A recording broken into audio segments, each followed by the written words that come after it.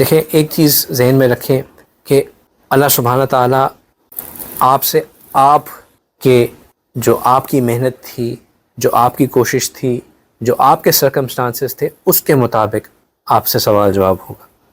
جو ہم احسان کی بات کرتے ہیں کہ ہر کام کو احسان سے کرنا ہے، احسان یہ نہیں ہے کہ پرسن اے نے اتنا کیا تھا تو اب بی نے اس سے زیادہ کرنا ہے۔ احسان آپس میں ایک دوسرے سے مقابلہ نہیں ہے۔ احسان یہ ہے کہ میں نے پوائنٹ اے تک کیا تھا، کیا میں اس کو پوائنٹ بی تک کر سکتا تھا کہ نہیں کر سکتا تھا؟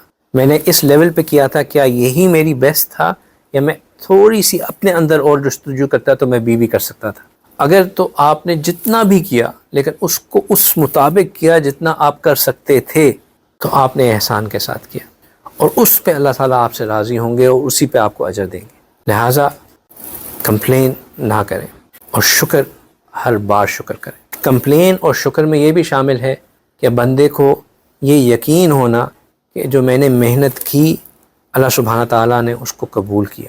جب ہم رمضان سے نکلے ہیں تو اب ہمیں یہ یقین ہونا چاہیے کہ اللہ تعالیٰ مجھ سے راضی ہیں، اللہ تعالیٰ نے مجھے اتنا خوبصورت مہینہ دیا ہے، تو اللہ تعالیٰ میرے سے خیر کا معاملہ چاہتے ہیں۔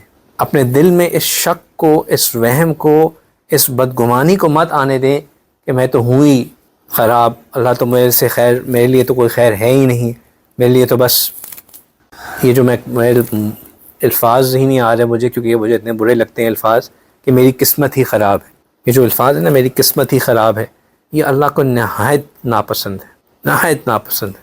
کیونکہ آپ یہ کہنا چاہ رہے ہیں کہ جو اللہ تعالیٰ نے میرے لیے لکھا ہے، اللہ سبحانہ تعالیٰ نے نعوذ باللہ وہ غلط کر دیا ہے۔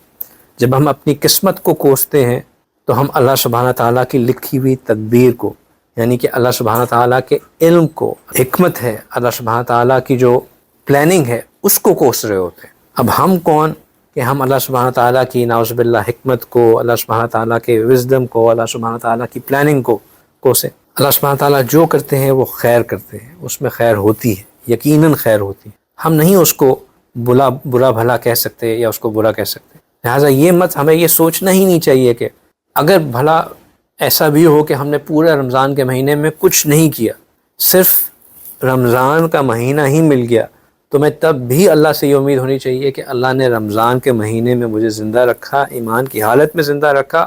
میں انشاءاللہ اللہ سے یہ امید رکھتا ہوں کہ اللہ اس مہینے کی برکت سے مجھے اب نیکی کی توفیق عطا کریں گے۔